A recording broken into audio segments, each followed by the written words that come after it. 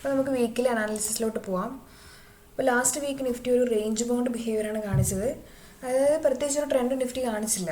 നമുക്ക് വീക്കിലി ചാർട്ടിൽ തന്നെ നോക്കിക്കഴിഞ്ഞാൽ മനസ്സിലാവും നിഫ്റ്റി പ്രീവിയസ് വീക്കിൻ്റെ ഹൈയോ ലോയോ ബ്രേക്ക് ചെയ്തിട്ടില്ല. ആ ലെവലിൽ വന്ന് ഹിറ്റ് ചെയ്തിട്ടോ അതിൻ്റെ ഹൈ ബ്രേക്ക് ചെയ്യാനോ നിഫ്റ്റി ശ്രമിച്ചിട്ടില്ല.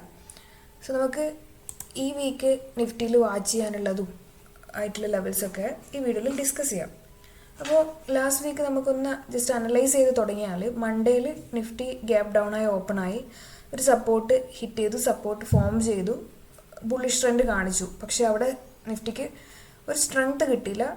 മിഡ് വീക്കിൽ എന്തുണ്ടായി, ഫോൾ ഉണ്ടായി, നിഫ്റ്റി താഴോട്ട് വന്നു. പക്ഷേ ഫ്രൈഡേ ആയപ്പോൾ തന്നെ നിഫ്റ്റി റിക്കവറി ഉണ്ടായി, ഒരു ഹയർ ഹൈ സ്ട്രക്ചറൊക്കെ ഉണ്ടായി. പക്ഷേ ഇത് നമുക്കൊരു സ്ട്രക്ചർ കാണുമ്പോൾ നമുക്കൊരു ബുള്ളിഷ് ട്രെൻഡോ നിഫ്റ്റി ട്രെൻഡ് മാറി എന്നൊന്നും പറയാനില്ല, കൺഫർമേഷൻ ആയില്ല.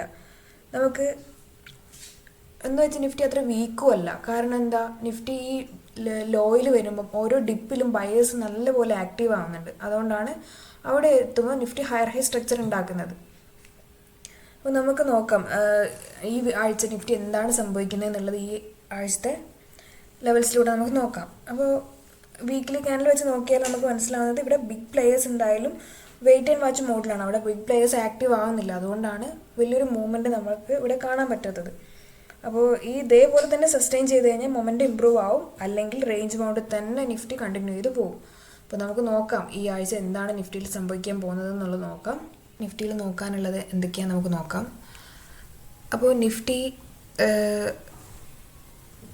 ഞാൻ പറഞ്ഞിട്ടുണ്ടായിരുന്നു, ഞാൻ കഴിഞ്ഞ ആഴ്ച പറഞ്ഞിട്ടുള്ള മേജർ ലെവൽസ് തന്നെയാണ് ഞാനിപ്പോൾ സ്റ്റിക്ക് ഓൺ ചെയ്യുന്നത്. കാരണം നിഫ്റ്റി അതേ റേഞ്ച് തന്നെ സസ്റ്റെയിൻ ചെയ്യലാണ്. ആ ഹൈയോ ലോയോ ഒന്നും ബ്രേക്ക് ഔട്ട് ചെയ്ത് പോയിട്ടില്ല. സോ ഞാനിപ്പോഴും ഈ ലെവലിൽ തന്നെ സ്റ്റിക്ക് ഓൺ ചെയ്തിരിക്കുകയാണ്. വീക്കിലി ലെവലിൽ, അതായത് പ്രീവിയസ് വീക്കിൻ്റെ ഹൈ വളരെ ഇമ്പോർട്ടൻ്റ് ആണ്. പ്രീവിയസ് വീക്കിൻ്റെ ഹൈ ആൻഡ് പ്രീവിയസ് വീക്കിൻ്റെ ലോ, നിഫ്റ്റി എങ്ങോട്ടാണ് വരുന്നത് എന്നുള്ളത്, ലോയിലാണ് വരുന്നതെങ്കിൽ അത് സപ്പോർട്ടാണ്, ഹൈയിലാണെങ്കിൽ അതൊരു റെസിസ്റ്റൻസ് ആണ്. നമുക്ക് നോക്കാം അത് ബ്രേക്ക് ഔട്ട് ചെയ്യോ ഈ ആഴ്ച എന്നുള്ളത്. ലാസ്റ്റ് വീക്ക് തൊട്ട് മുന്നത്തെ വീക്കിൻ്റെ ഹൈ ബ്രേക്ക് ഔട്ട് ചെയ്യാൻ പറ്റിയിട്ടില്ല. സോ നമുക്ക് ഈ ആഴ്ച എന്താ ഉണ്ടാക്കുന്നത് നോക്കാം. നമുക്ക് സ്ട്രക്ചർ വൈസ് നോക്കുകയാണെങ്കിൽ നിഫ്റ്റി ഇപ്പോഴും ലോവർ ലോ സ്ട്രക്ചർ കൺഫേം ആയിട്ടില്ല, ഹയർ ഹൈ സ്ട്രക്ചർ പിന്നെ വന്നിട്ടില്ല. സോ ഇപ്പോഴും നിഫ്റ്റി ഏത് ഇതിലാണ് എന്നുള്ള ട്രെൻഡ് നമുക്ക് വ്യക്തമായി തന്നിട്ടില്ല. അപ്പോൾ നിഫ്റ്റിയിൽ നോക്കാനുള്ള ഒരു മേജർ ലെവൽ എന്ന് പറയാനുള്ളത് ഇനി ഇതാണ് ഒരു സപ്പോർട്ടീവ് ലെവൽ ആവാനുള്ളത്. പിന്നെ അടുത്ത സപ്പോർട്ടീവ് ലെവൽ എന്ന് പറയുന്നത് ഇതൊരു സപ്പോർട്ടീവ് ലെവലാണ്. ഇനി ഈ രണ്ട് ലെവലുകളും നിഫ്റ്റി ബ്രേക്ക് ചെയ്ത് താഴേക്ക് പോവുകയാണെങ്കിൽ പിന്നെയുള്ള ലെവൽ എന്ന് പറയുന്നത് ഈ ഒരു ലെവൽ തന്നെയാണ്. ഈ സ്വിങ്ങിൻ്റെ ലോ ഈ ലെവലാണ് നിഫ്റ്റിയിൽ വാച്ച് ചെയ്യാനുള്ള മെയിൻ ലെവൽസ്.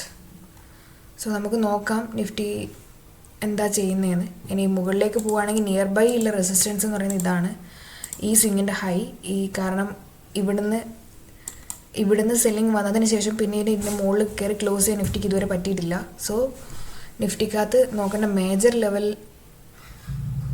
ഇതാണ്. ഈ ലെവൽ ബ്രേക്ക് ഔട്ട് ചെയ്താൽ മാത്രമേ നിഫ്റ്റിക്ക് മുകളിലോട്ട് പോകാനും സ്ട്രക്ചർ റിവേഴ്സായി നമുക്ക് പറയാൻ പറ്റുള്ളൂ. സോ നമുക്ക് നെക്സ്റ്റ് വീക്ക് നോക്കാം എന്താണ് സംഭവിക്കാൻ പോകുന്നത് എന്നുള്ളത്. Okay, thank you for watching.